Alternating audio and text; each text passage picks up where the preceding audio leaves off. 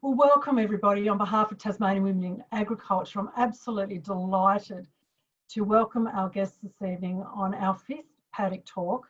And this evening and this morning, Cumbrian time, we're looking at having a discussion with our young farmers, talking about what they do, some of the disruptions that's been around COVID-19, and also how they've adjusted their farming environment and some of the things that you're generally doing also in your farming environment in your neck of the woods.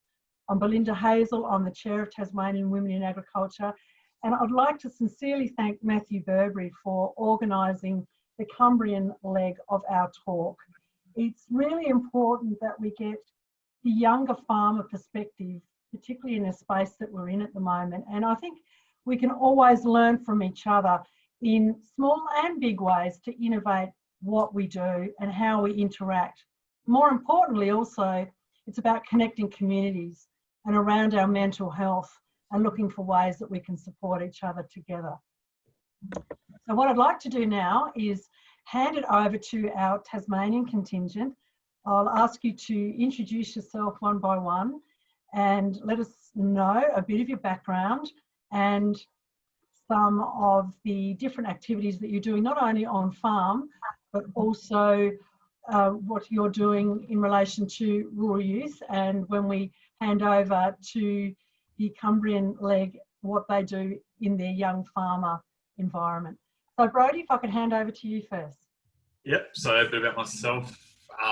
So I work on my parents' dairy farm, so we have 550 head of cows, and we seasonal calving, so I only calve once a year, and we've just kicked off as of last week. So we've got another about 500 to go. So it's quite a busy time of year at the moment.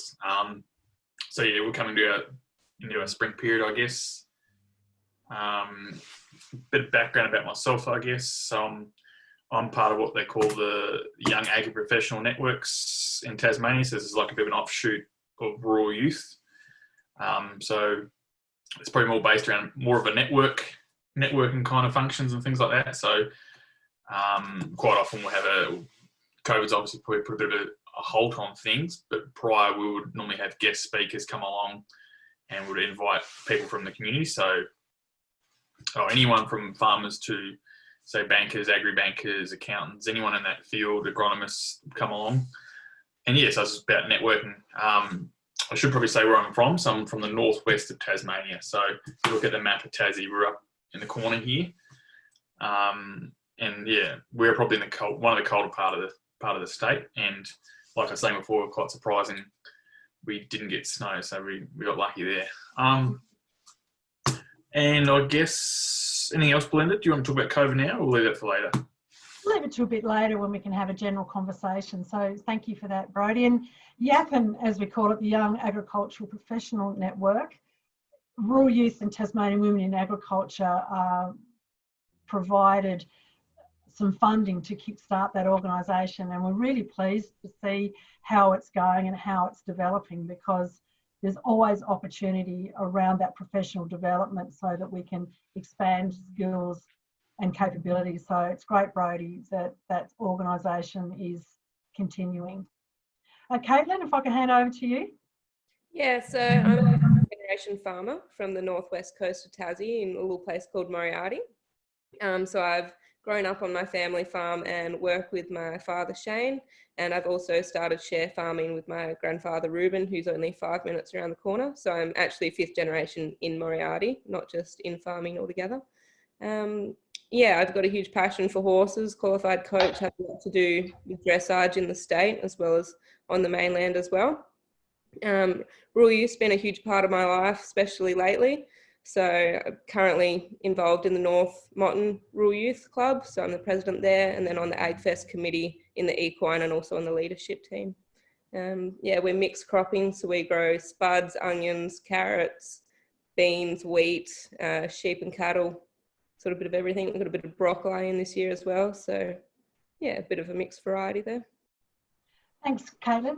Did you want to explain a bit about what AgFest is in case our Cumbrian folk haven't heard of AgFest?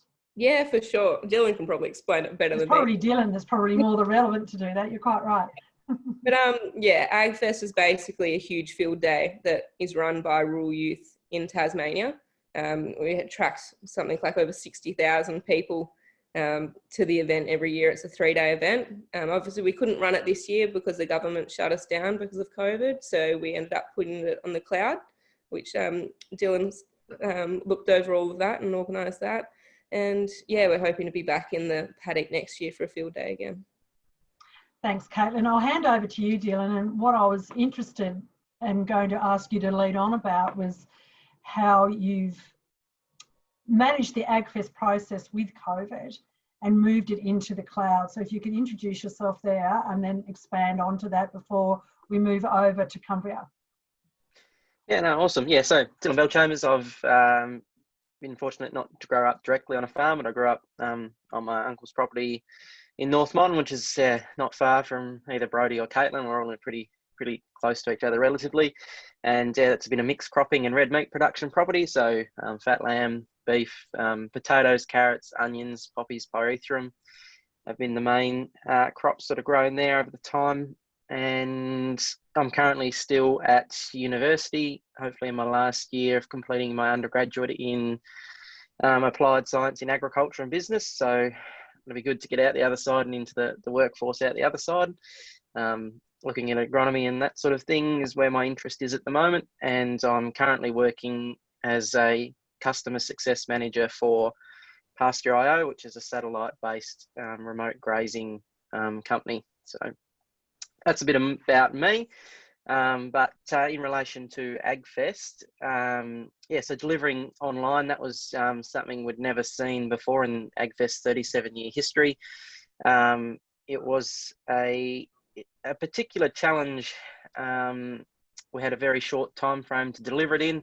The field days were cancelled on the 13th of March, and we had about 6 weeks to turn around and deliver an online platform, which is all new. So perhaps the biggest challenge we faced with that was teaching our exhibitors and helping communicate to them the unknown of what the online platform was still to us, as we still built it rapidly, and trying to deliver a product that isn't true and tested to the agriculture community was certainly a challenge, but certainly out the other side and the reflection of it, it's held in a much higher light now, and we've learnt a lot, and everyone else is much more excited, and we're super impressed with it. So no, thanks for that overview, Dylan. I think what it's done is it's shown that with AgFest you can move to another platform and enhance what you do on site as well. So it's going to be interesting to see how that works next year.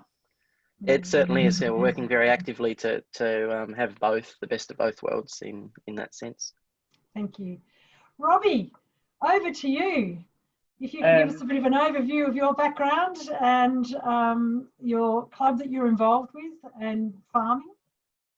Yeah, so a 23-year-old, live in the heart of the Cumbrian community, not from a farming family as such. Grandparents were farmers, but not directly farmers.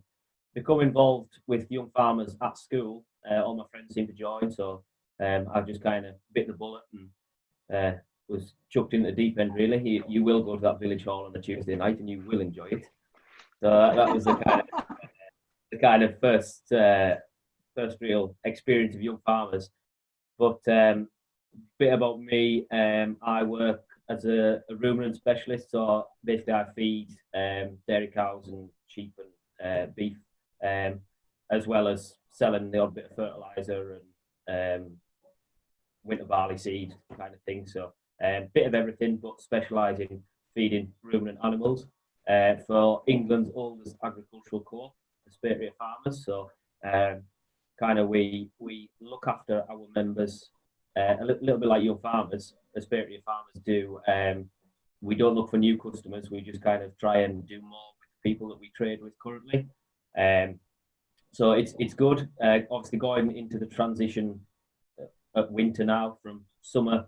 Winter diets come out on the 1st of September, so things are a little hectic at the moment, especially with, I don't know what harvest is like at your side of the planet, but cropping yields over this side are a little bit down on what we first thought. So we are forecasting a little bit of a price rise.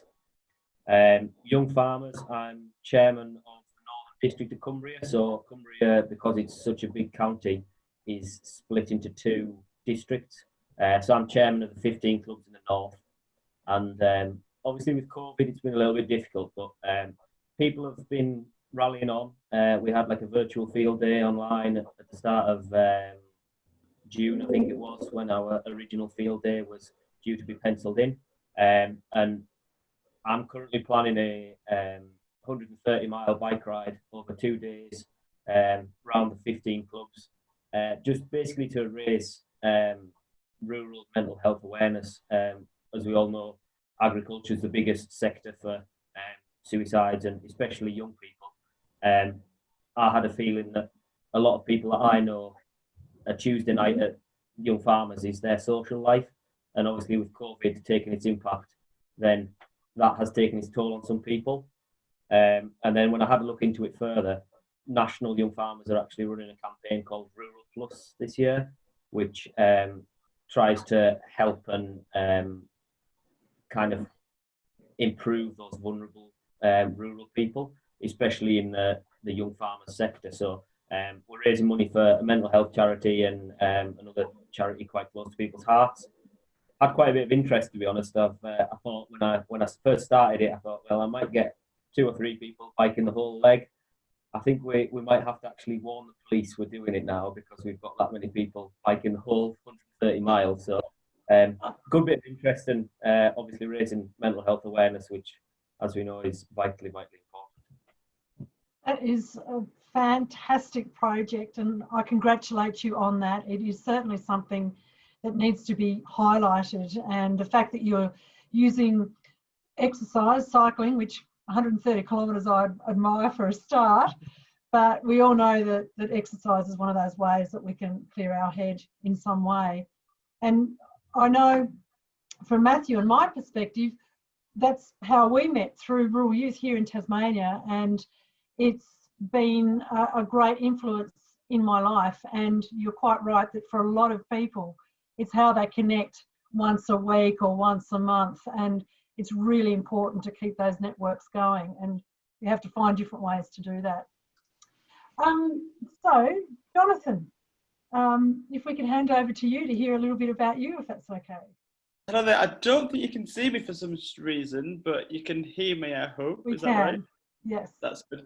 Yeah, so just a little bit about me. My name's Jonny Hird, and I am in the small club of Corbett Young Farmers.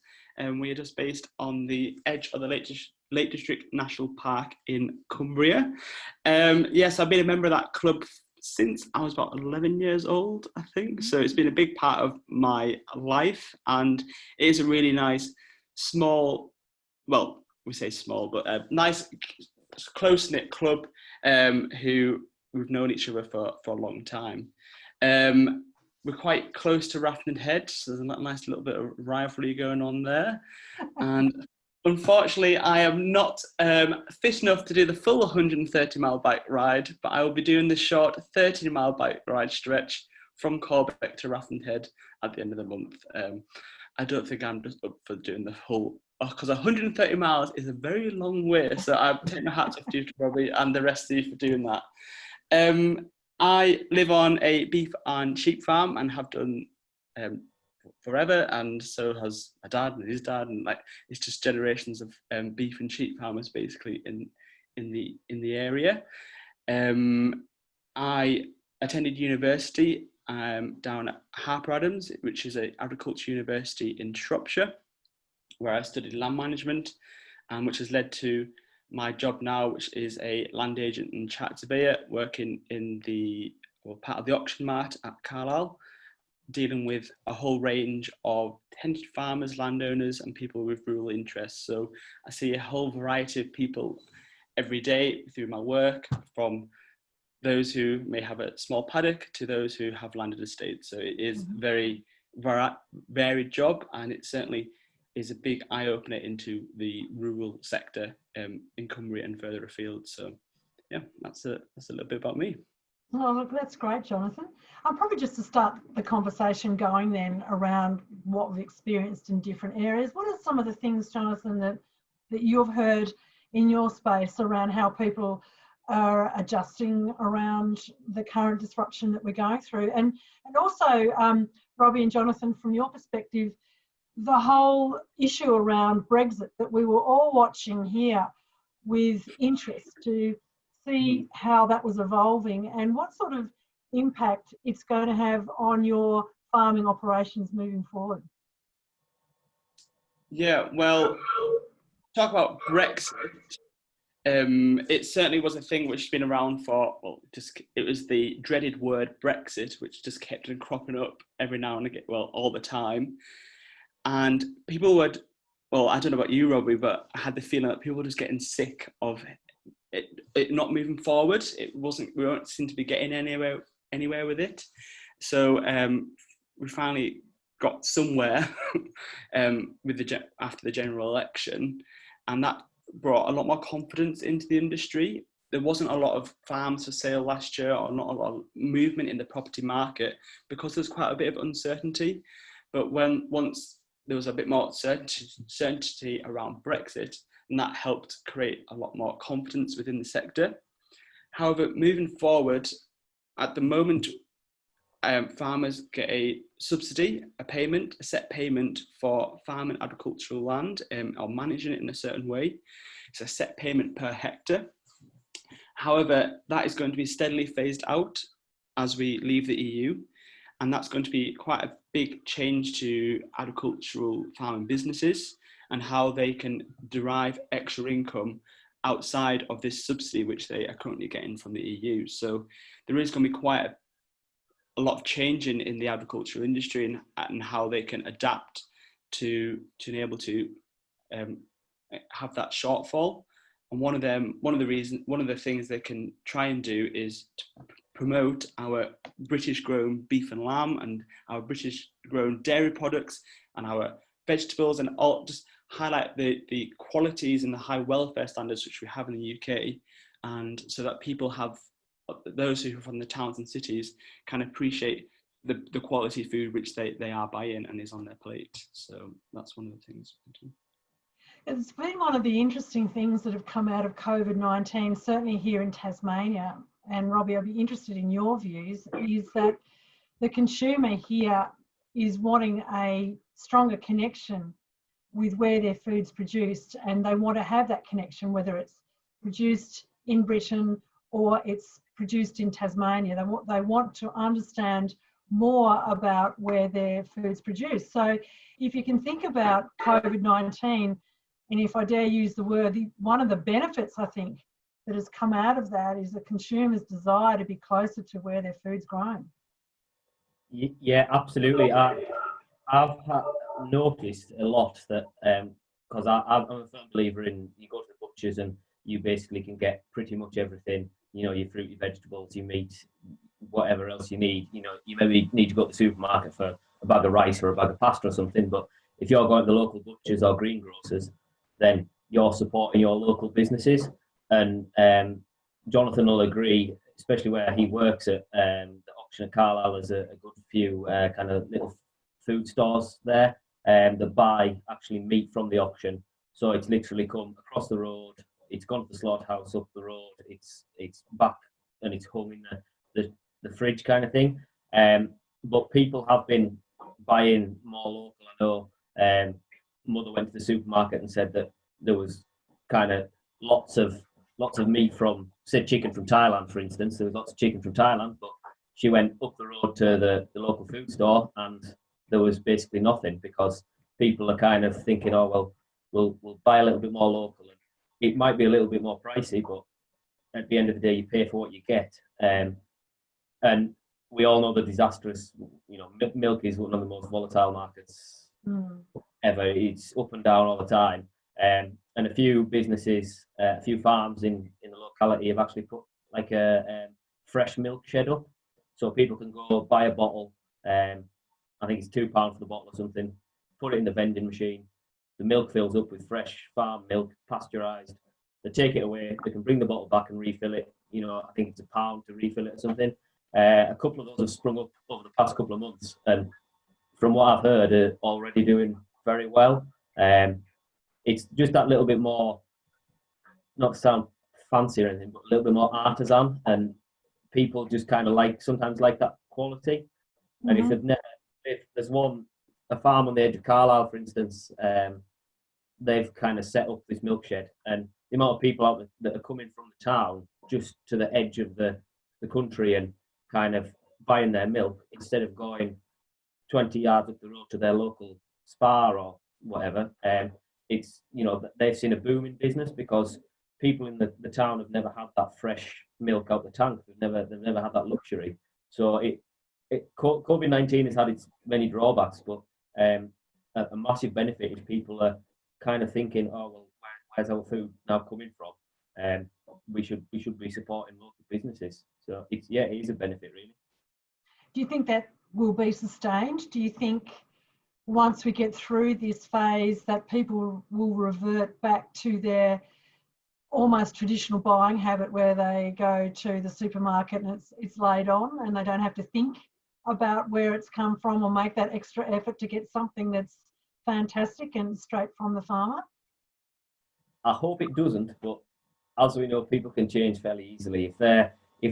If people's shopping habits have changed recently to kind of adapt to those new farming practices, and lockdown taught a lot of people to kind of go to their local butcher or shop rather, because they couldn't physically travel to a supermarket. So I think people kind of will revert back to slightly. There will be some that stay, good and proper and buy British and buy local and support local farmers. But for ease, some people will obviously pick up a pint of milk in the supermarket, or they will get their meat for their Sunday dinner at the supermarket instead of going that extra 10 minutes to the butchers. It's also a time thing. People have had a lot of time over the past few months, so going that extra 10-minute journey isn't making any difference to them. Whereas if they're in a rush, then again, it's the ease thing. So I hope they don't revert back to kind of bombarding supermarkets with their trade, but I feel it could happen ever so slightly. How do you see that, Brodie, with the dairy industry here? I know that it's similar to the UK with peaks and troughs, and a lot of the dairy producers here are all beholden to that. How do you see opportunity in your space? Through COVID, it was interesting. Obviously, I think roughly, is it 80%, 70 to 80% of milk in Australia is actually consumed locally, and so we do have that little bit exported. And so everyone was very nervous through COVID regarding what would happen to the export market, because our dollar was swinging up and down quite drastically. And so we were all very cautiously looking at our milk dollar, because we came off record high prices last season. So we were just quite anxious, and there was quite a lot of talk about negativity and downward pressures on prices. But as it came out, the milk price is quite favourable, which is very interesting, all because of our dollar is probably one of our most driving determinants for our milk price. Obviously, COVID put downward pressure on our dollar, so that made our milk price stay quite standard. But as you said, Robbie, it was quite interesting that how you were saying some farmers put pasteurised machines in and people have to go fill that up. Well, that doesn't really exist, or not that I know too much of in Australia. We're very, I suppose, commodity focused, so producing bulk milk and not hitting any of those niche little markets. So I actually found that really interesting, how people could actually go fill that up, because that sounds like a great idea and probably an opportunity we could probably maybe explore here. But yeah, so I'm not sure why we don't. Maybe it's health regulations here or not. But yeah, in Tassie at least, most of us are supplying companies that do bulk commodities. So cheese probably being a major one. Cadbury's chocolate is another big one. So yeah. Thanks for those insights, Brodie. Dylan, just coming across to you and focusing a bit on mental health, if I may, for a moment. How are you seeing things with rural youth in Tasmania, and what sort of things does the organisation here look at to improve the health and wellbeing of our young rural people on farm? Robbie's come up with a great concept Tasmania is a bit like Cumbria in the fact that we're hilly and it takes a long time to do the 130 kilometres. So your organisation now might have some different ways to be able to look at how we can do that. Yeah, absolutely. Look, yeah, just throughout, you know, the period of lockdown, you know, rural youth for many people here in Tasmania is the core of their life. Their weekends are surrounded by it, and that's what they do, and not much else in terms of other organisations. So we understand the involvement of people and that connection. Maintaining that throughout the COVID period was really important, and we certainly moved into the online space really quickly. Just having, you know, over Zoom like we are now, you know, Friday night beers, that sort of thing, and just maintaining that social connection that we could, because, yeah, again, our clubs couldn't meet or do anything like that, and it was certainly a real challenge. So moving forward now, we're hoping we are, you know, Tasmania, we're in a really good position at the moment, you know, and we're really open back to activities on site. And, you know, clubs meeting together, you know, that's brought back that social aspect, but we have very proactively, we've brought in, you know, a range of different measures to ensure we keep mental health, being that we've had a few guest speakers on mental health and just, you know, looking after your mates. And we actually, I feel we have a really good culture. We do notice when one of our mates is down and we just, you know, ask them, how, you know, are you okay? And we've got that sort of really good culture, which is great to see. But we're also working actually the moment planning again. We've held over the past few years now resilience days across the state, and we're looking at implementing a few more of those now that we're allowed to meet up, again, just around awareness of mental health and how to help out and that sort of thing. Oh, that's terrific. I think the sound of those resilience days are really important, and one of the key things that you mentioned is asking if you're okay. And sometimes that's a hard thing to ask a mate, you know, how are you going? But they are simple words, but they need to be asked because there's deeper meaning behind it. So it's really good that those concepts are there. You know, Yeah, so absolutely. And as you noted there, you know, that deeper meaning, I also feel a lot of people can just ask that and don't go deeper, but I feel we are really lucky to be so connected that we know when somebody says a response to that, you know, to dig deeper, and it's not the truth. So, yeah, I know I've been in, you know, I've seen mates in places and pulled them up, and it's just been great to see them come out of those issues they've been having. So that's really positive. Thanks for those insights, Dylan.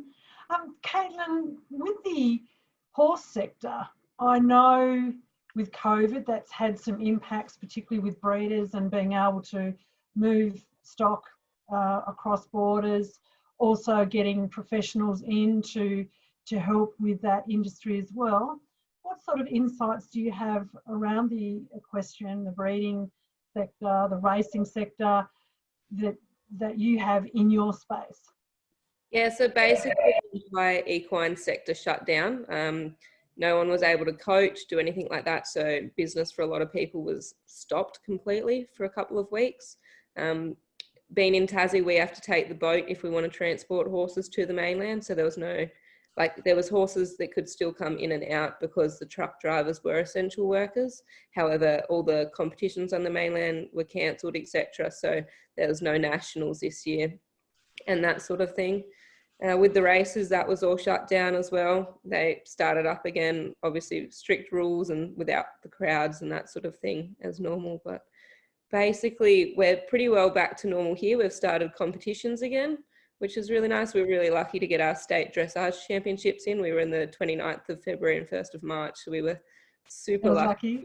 Yeah, so I was the event director for that. So I would have been quite upset if that hadn't have gone ahead. But yeah, that was great. So we're getting back there now. It was luckily only a couple of weeks. We were pretty rocky there. But yeah, it's pretty good now. Oh, that's great. That's really good. Robbie and Jonathan, I'm interested. One of the great things that I saw going through the Facebook feeds was some of your young farmer clubs and the tossing of the gumboot or the toilet paper, whatever it may have been, coming across the feeds, which were a great way to show connection, but also occupying people's minds. One of the challenges that I've noticed with the rural youth and possibly young farmers is getting new people involved with the organisations, getting them to start connecting and seeing the value of what both organisations do.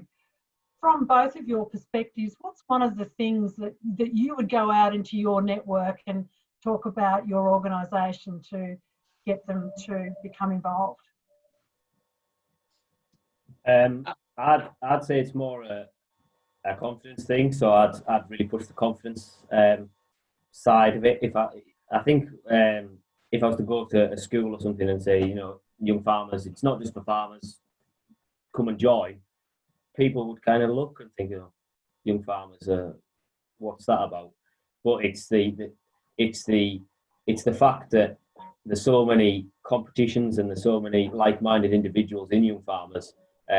You never too much out of your comfort zone. Although I like to think that you are pushed in at the deep end sometimes, but that betters you as a person. So I would say I was quite a confident person anyway before joining Young Farmers, but it's given me like a different kind of confidence. And I definitely wouldn't be where I am today, especially in the agricultural sector, without Young Farmers.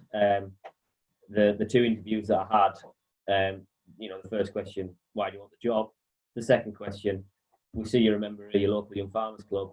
Tell us more about that. And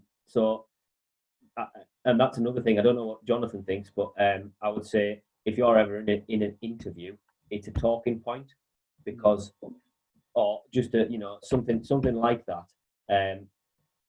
Because an interview is very difficult, and as we know, the questions that can be asked are kind of daunting at times.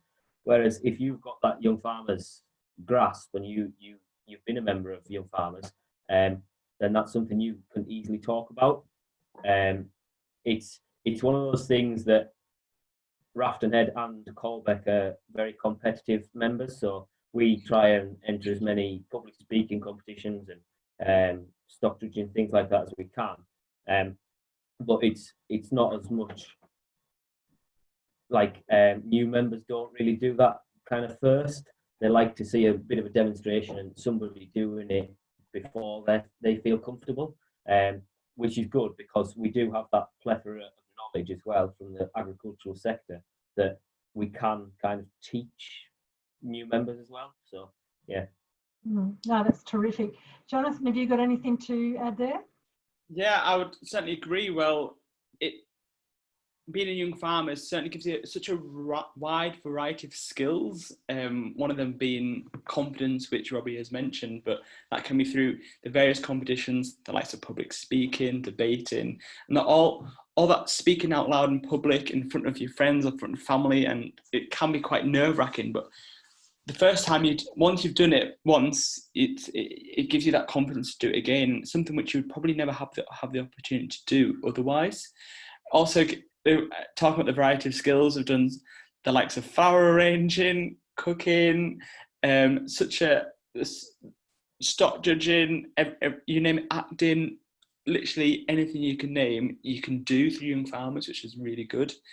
And another thing is it gives you the ability to have an extra responsibility. I was chairman of my Young Farmers Club for 2 years and vice chairman for 2 as well before that, prior to that.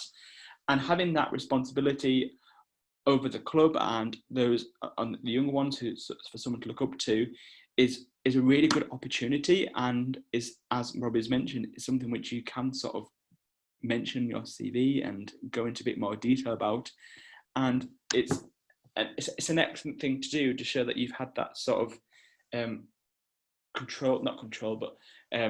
enjoyment in the youth in a youth club, but also being able to take a bit of control over it as well. So yeah, it's an excellent organisation in that sense as well.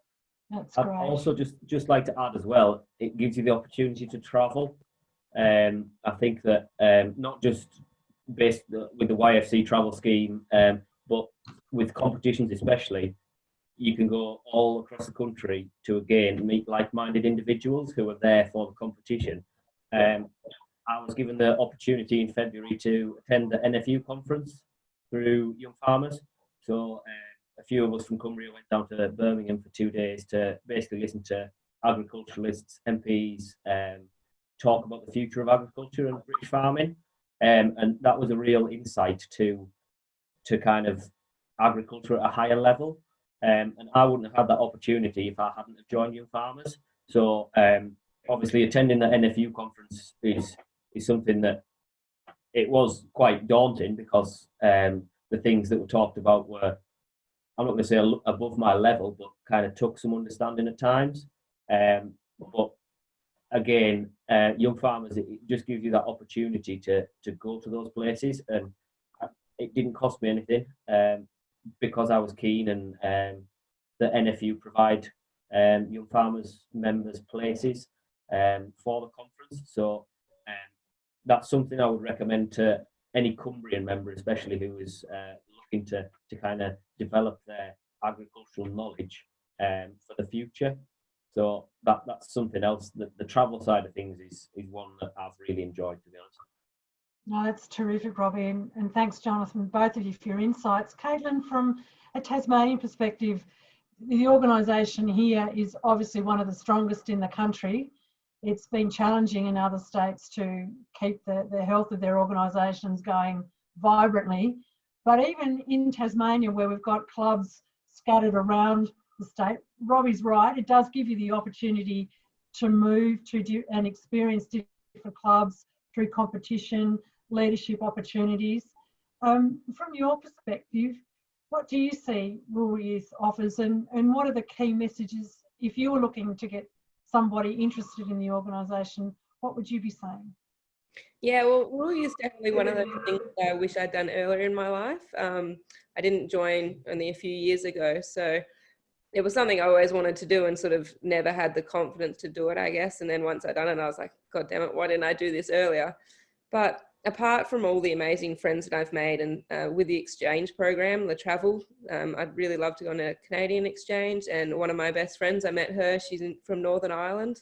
Met her through the exchange when she came here and stayed with me. There's multiple opportunities. I received funding to do my truck license. We did media training, leadership training. You can do forklift training. It's endless. And I think one of the biggest draw cards for us too is AgFest. For young people to have that opportunity to be a part of such a prestigious event that's held here in Tassie and run by young people as well. I think a lot of people don't realise that it's us that are running it. Like, it's not experienced people that are doing it, that have been, all through the ranks in their sort of older generations or whatever that are doing it. It's the young people out there, and we're running it, and we're taking the responsibility and the pride in doing so. I think the opportunity to be a part of that is the draw card for a lot of people. But just as you guys said, you don't have to be, well, for us, we don't have to be a farmer to be a part of the Rural Youth Club. You just sort of got to have a bit of a passion or a bit of a liking for the rural lifestyle, I guess. And it's all the sort of the like-minded people that come out and join. That's great. Thanks, Caitlin. Anything you'd like to add, Dylan, with your active involvement?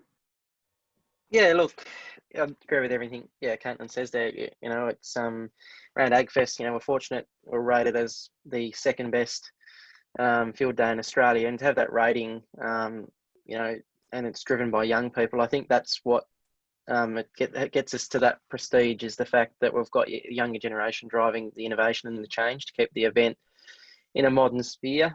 And you mentioned earlier, Robbie, about it's a talking point in jobs and interviews, and equally I say, Rural Youth and AgFest, your involvement in that's all, particularly in the agriculture sector, something very highly sought after if you've taken on those roles and that experience. And there's a lot more I could say, but that's a few things. Oh, thanks for that, Dylan.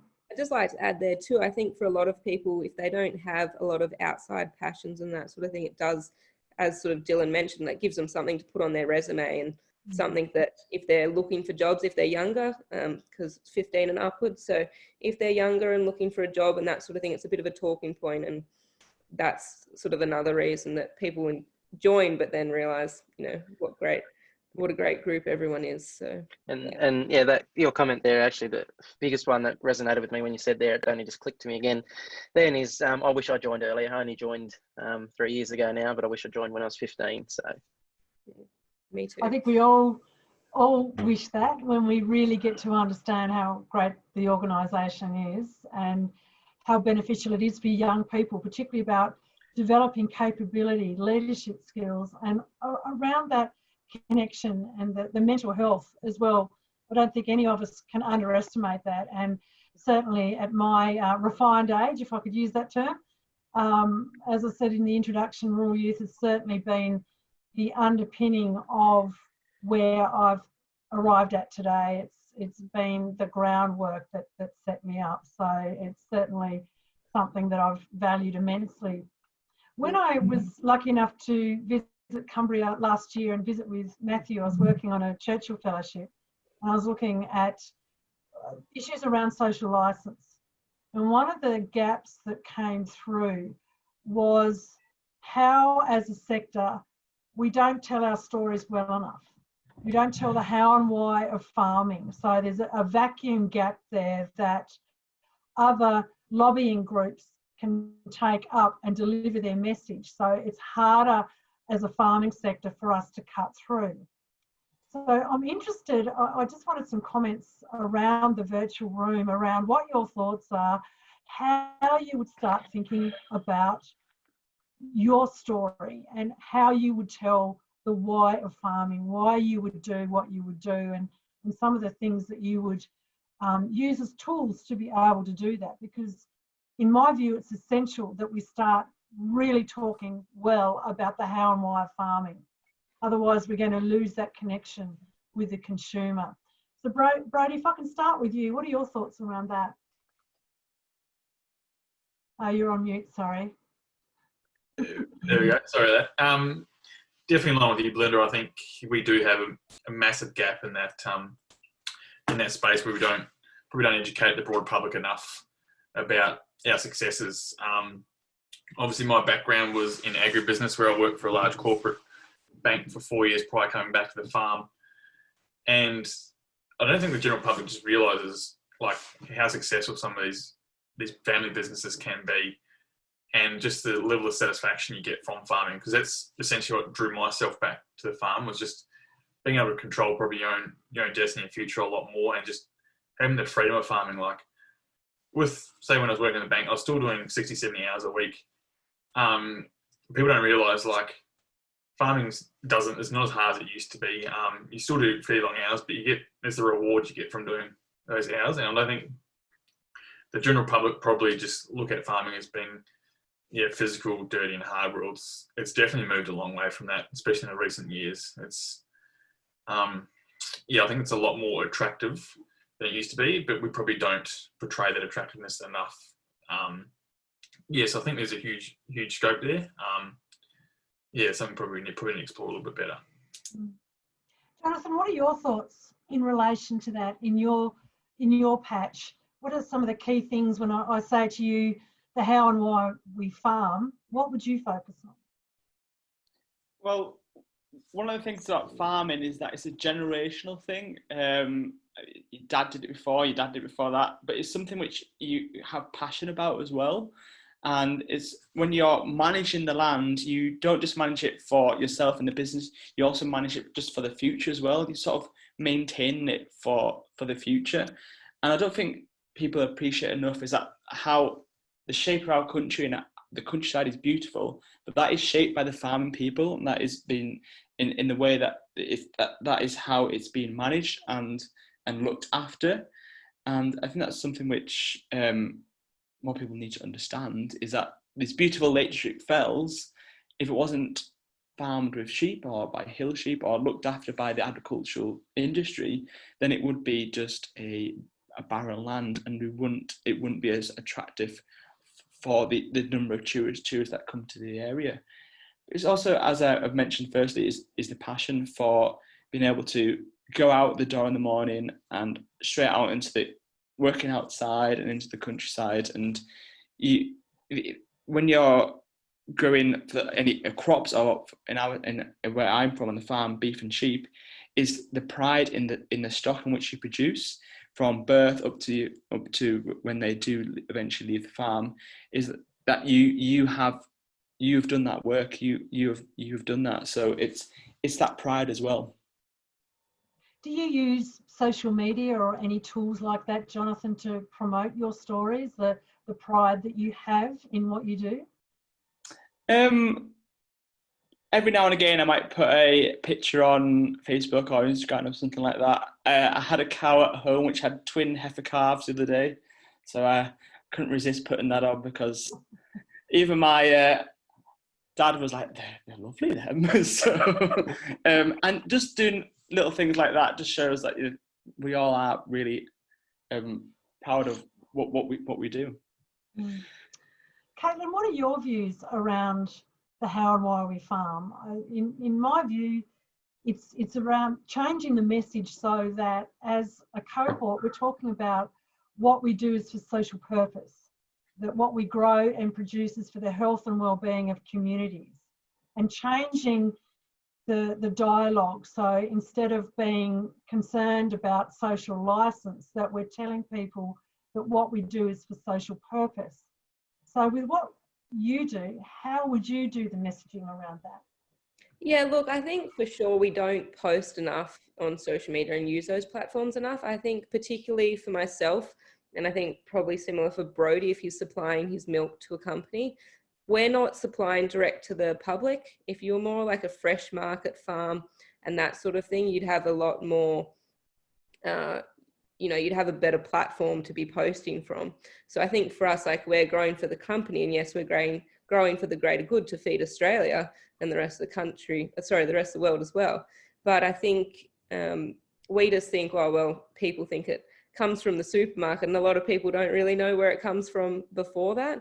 So I think trying to just fill in that gap from where it leaves our paddock to where it gets to the consumer is the most important part that needs to be filled. And I think, yes, there are a lot of farm workers out there, but there's a lot of farmers that have the passion. And myself, like being fifth generation, I can't imagine doing anything else. And I'm not going to be the generation that lets that slip through my fingers. So I think just reiterating our passion and showing our passion for it. Like, we're in the middle of lambing season at the minute. I think we've got 20 ewes left, which is nice. But one day I had 9 that I had to pull, and just the satisfaction you get from that. I think I agree with Brodie, the satisfaction you get from farming, growing your own produce and being like, I grew that, and then watching people eat it. I think it's sharing that passion is what gets people excited. Yeah, that's great, Kate. And Robbie, have you got any views from your perspective? Yeah, it's to reiterate what everyone has already said, really, but it's kind of the camaraderie as well. I know people in my locality, in Jonathan's locality, they all, if they're stuck, then everyone else is there to help. But something that comes to mind is Storm Desmond, when that devastated Cumbria and Carlisle was flooded. Young farmers, somebody literally rang his friends. He said, right, get tractors and trailers, as many people as you can down those streets. The council can't cope. We'll help clear all the rubbish. And kind of everybody kind of come together. Within a couple of hours, we had a few streets cleaned. And that actually got recognised. It was nominated for a Countryfile Award because of that camaraderie. And that's what people, it's not often recognised. People can complain that they're following a tractor for 5 miles along the road at 15 miles an hour. But when we do things like that, then people start to think. And it's the fact that farmers are there. They not only work, like Brodie said, 60, 70, sometimes 80 hours a week, but then they're always there in the pub on a Friday night, and they're always there to kind of help out especially when it's snowing. I know you've had snow overnight.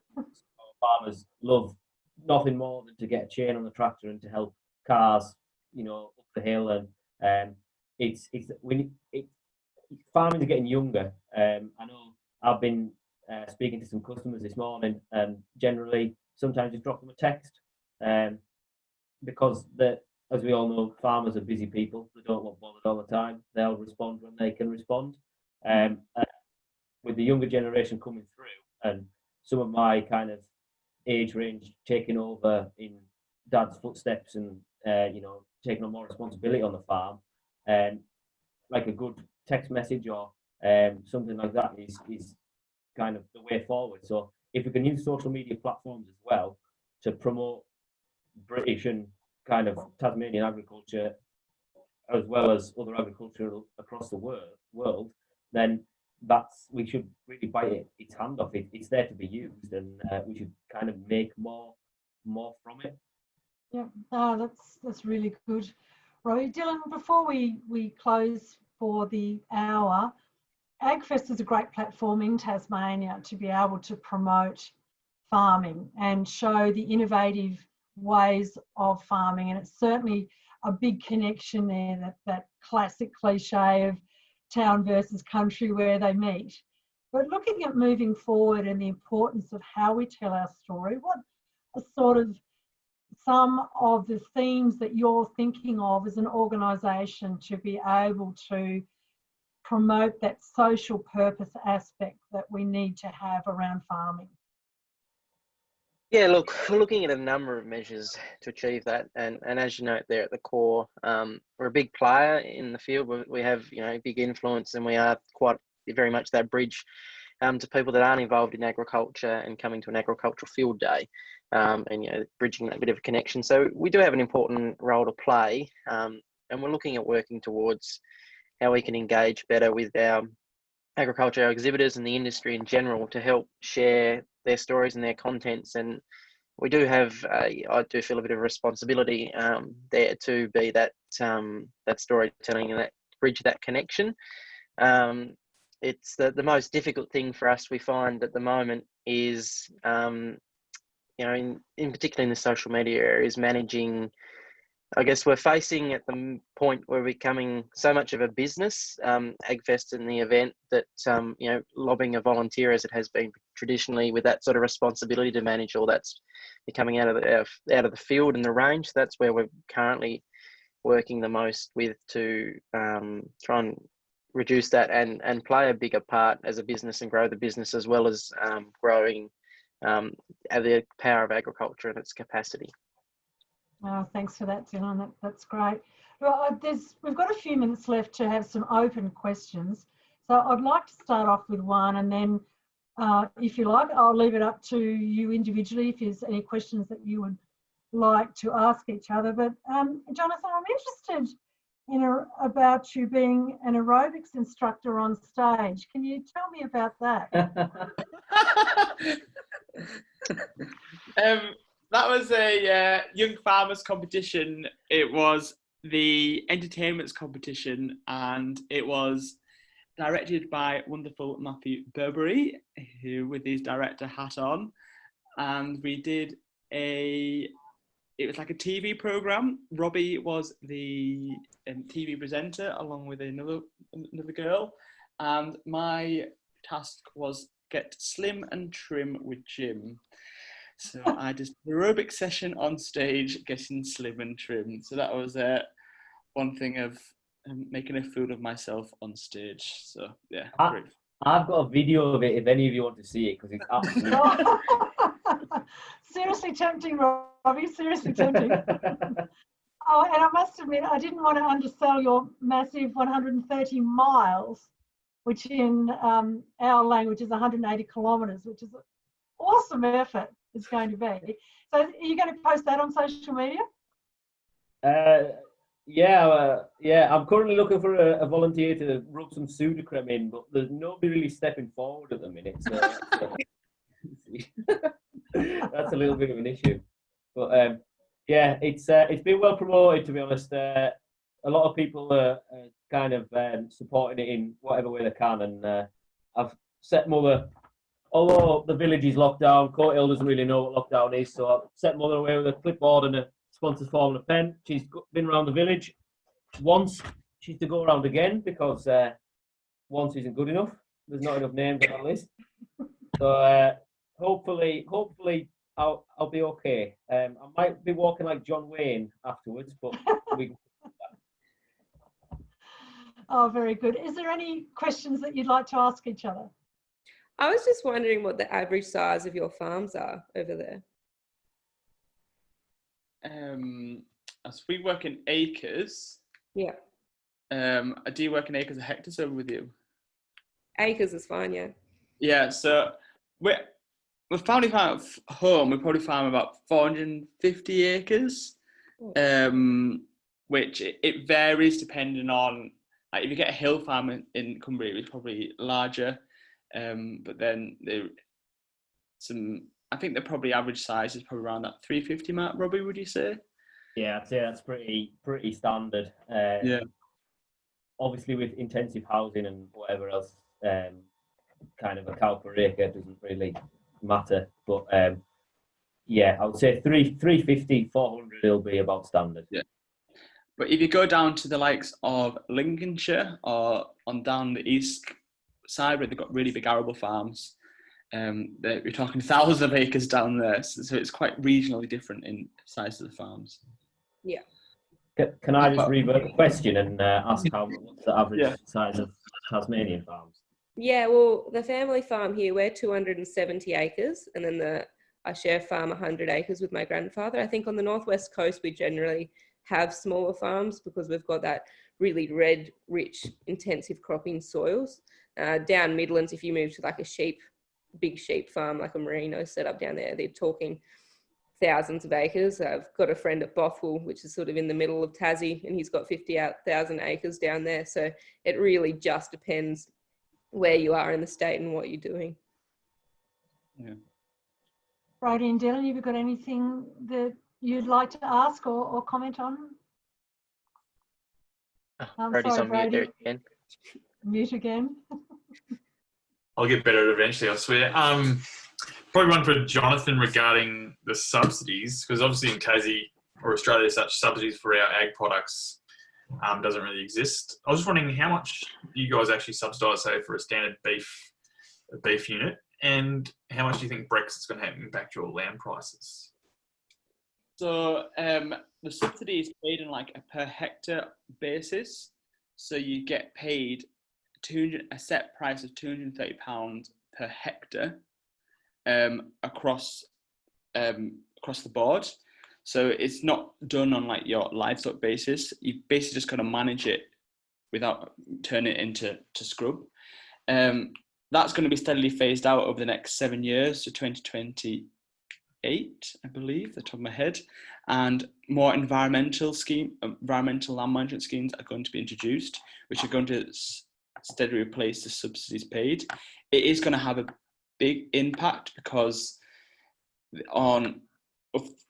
I don't just have the benchmarking figures to hand, but of an average beef and sheep farm, the subsidy income would probably come to around about £15,000 to £20,000 for their farm, which, with that being removed, will have a big impact on their profitability. So the need for them to be able to generate and survive without subsidies is going to be a huge thing moving forward. Being able to become more efficient in what they do, being able to look at how to cut costs and also manage their land in a way which they are being the most efficient. However, that's also got to be counteracted with the new environmental land management schemes which come in, and be able to farm the land environmentally sensitively as well as efficiently. So it's going to be a challenging few years coming forward as when we move from the EU and look to adapt. But farming is a very adaptable industry. We are able to survive recessions and storms, and so I'm pretty sure we'll be fine with these changes which are going to be coming. Robbie, any questions from you? Nothing from me, no. Everybody good then? No more questions? Look, I'd just like to add, sorry. Euan's sent me his apologies. His internet Euan basically lives in the back end of nowhere, and he's on temporary internet at the minute because they're putting a better broadband into him. So his temporary internet has broken, so he has sent his apologies that he's not with us.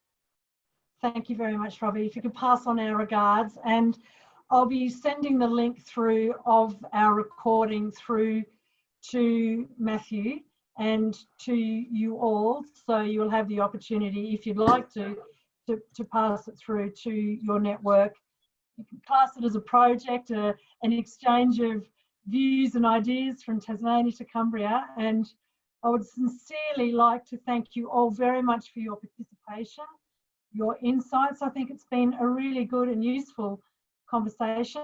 And if you'd like to, what we can do is connect you through with emails, so that if you'd like to connect, have an ongoing conversation through time to come, please take the chance to do that. And sincerely thank you again for providing us with the opportunity to hear of how things are going from a young farmer's perspective. And I wish you all the very best. Take care, everyone. Thank you all. Thank you all. Cheers, thank you.